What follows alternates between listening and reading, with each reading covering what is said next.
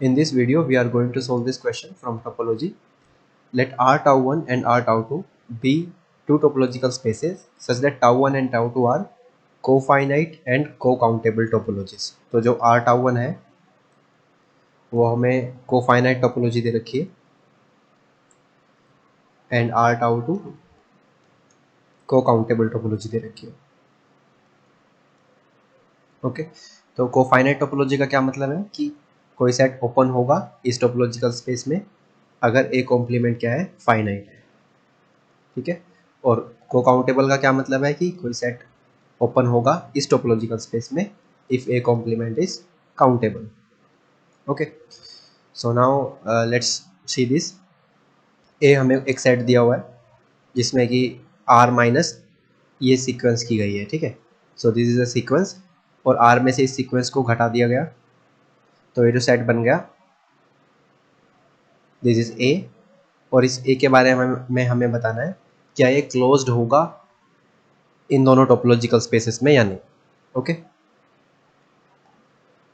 सो सबसे पहले इसकी बात कर लेते हैं कि जो पहला को-फाइनाइट टोपोलॉजिकल स्पेस है इसके अंदर ये क्लोज्ड होगा या नहीं. ठीक है. तो देखो को-फाइनाइट टोपोलॉजी में क्या होता है कि अगर कोई इनफाइनाइट सेट है, जैसे कि मान लो ए कोई भी इनफाइनाइट सबसेट है आर का, तो हर एक पॉइंट क्या होगा, ए का लिमिट पॉइंट होगा. इसको हम प्रूफ करेंगे. ठीक है. यहाँ पे तो एक पर्टिकुलर ए दे रखा है, हम कह रहे हैं कि तुम कोई भी ए ले आओ, कोई भी आर्बिट्ररी ए ले आओ जो इनफाइनाइट सबसेट हो, तो हर एक पॉइंट उसका लिमिट पॉइंट है. ठीक है.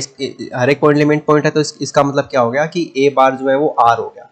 यानी कि हर एक इनफाइनाइट सेट जो है वो डेंस है आर में इन कोफाइनाइट टोपोलॉजी. अब ये कैसे होगा, कैसे, क्यों हर एक पॉइंट इसका लिमिट पॉइंट है, लेट अस सी. मान लो कोई x जा रहा है आर के अंदर आर्बिट्रेरी, हम ये बोलना चाह रहे हैं कि ये x लिमिट पॉइंट बनेगा a का. ठीक है. अगर ये आर्बिट्रेरी x बन गया इसका मतलब सभी x बन गए. ठीक है. तो लिमिट पॉइंट की क्या डेफिनेशन है कि मान लो x अगर लिमिट पॉइंट है तो किसी भी ओपन सेट के लिए, मान लो कोई ओपन सेट u है, किसी भी ओपन सेट u के लिए जिसमें x जाए, इस u के पास इनफाइनाइटली मैनी पॉइंट्स होने चाहिए इस सेट के. ठीक है. क्या क्या क्या डेफिनेशन है लिमिट पॉइंट की कि for all u belongs to tau 1 such containing x. ठीक है. u intersection a removing x is non empty. ठीक है. कि इसका इंटरसेक्शन हर एक u के लिए इसका a के साथ इंटरसेक्शन इस x को हटा के अगर नॉन एम्प्टी आ जाता है तो हम बोलते हैं कि x जो है वो लिमिट पॉइंट हो जाएगा. अब ये इंटरसेक्शन क्यों नॉन एम्प्टी आएगा, बस ये हमें प्रूफ करना है, ये हमें बताना है कि क्यों ये नॉन एम्प्टी आएगा. ओके देखो अगर ये जो u है अगर ये टाउ 1 में गया तो इसका मतलब u कॉम्प्लीमेंट क्या हो गया, फाइनाइट हो गया. इसका मतलब u के पास r के हर एक पॉइंट है, r का हर एक पॉइंट है सिर्फ कुछ फाइनाइट पॉइंट्स को छोड़ के, और a ऑलरेडी इनफाइनाइट सेट है तो इसका मतलब a के भी कुछ पॉइंट्स u के पास होंगे. ऐसा नहीं हो सकता ना कि a का एक भी पॉइंट u के पास नहीं है. अगर ऐसा होता तो फिर u कॉम्प्लीमेंट फाइनाइट कैसे हो जाएगा, फिर तो u कॉम्प्लीमेंट में a चला जाएगा ना. ठीक है. तो इसीलिए u के पास a के कुछ पॉइंट्स तो होना ही है, बल्कि इनफाइनाइट पॉइंट्स होने ही चाहिए, तभी u कॉम्प्लीमेंट फाइनाइट हो सकता है.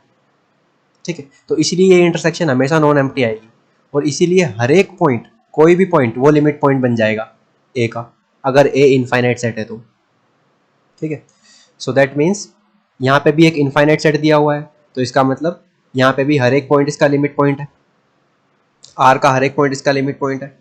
लेकिन अगर मैं n की जगह यहाँ 1 रखता हूँ तो ये 2/3 जो पॉइंट आ रहा है ये तो a में है ही नहीं. 2/3 जो पॉइंट है वो a में नहीं है. तो इसका लेकिन हर एक पॉइंट लिमिट पॉइंट था तो 2/3 लिमिट पॉइंट तो है, लेकिन a में नहीं गया, लिमिट पॉइंट कंटेन नहीं किया. इसका मतलब सेट क्या है, क्लोज्ड नहीं है. लिमिट पॉइंट कंटेन नहीं कर रहा मतलब क्लोज्ड नहीं है. ठीक है. So that means a is not closed, तो ये a रॉन्ग हो गया. Now for the second option let x belongs to r ले लेते हैं. अब क्या करेंगे, x हमने कोई आर्बिट्रेरी लिया r में से, और लेट्स से कोई u जो है जो टाउ टू में जा रहा है that contains x। Now u क्योंकि टाउ टू में गया तो u कॉम्प्लीमेंट क्या होगा, काउंटेबल होगा, because that is the definition. अच्छा, u कॉम्प्लीमेंट अगर काउंटेबल है और जो a है वो हमें दिया हुआ है r माइनस दिस सेट, इस सेट को मैं लेट्स से a1 कह देता हूँ, ठीक है। अब u कॉम्प्लीमेंट काउंटेबल है मतलब u के पास r के सभी पॉइंट्स है काउंटेबल, कुछ काउंटेबल पॉइंट्स छोड़ के, ठीक है। और a के पास भी अगर हम देखें तो r के सभी पॉइंट्स है कुछ काउंटेबल पॉइंट्स छोड़ के, तो यानी कि u को हम ऐसा लिख सकते हैं u is equals to r minus, क्योंकि u कॉम्प्लीमेंट काउंटेबल है तो इसका इससे क्या पता चलता है u के बारे में कि u के पास r के सभी पॉइंट्स है कुछ काउंटेबल पॉइंट्स को छोड़ के। लेट्स से u को बोल दिया r minus a2 where this a2 is countable, ठीक है।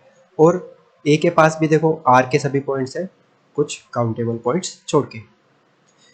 तो अगर हम देखें देखो यहाँ पूरा r था, r में से कुछ काउंटेबल पॉइंट निकाल दिए, यहाँ पे भी r था, r में से कुछ काउंटेबल पॉइंट निकाल दिए। तो ये काउंटेबल पॉइंट निकालने के बाद भी u और a में इनफाइनाइटली मैनी पॉइंट कॉमन रह जाएंगे, क्योंकि r तो अनकाउंटेबल सेट है ना, इसलिए।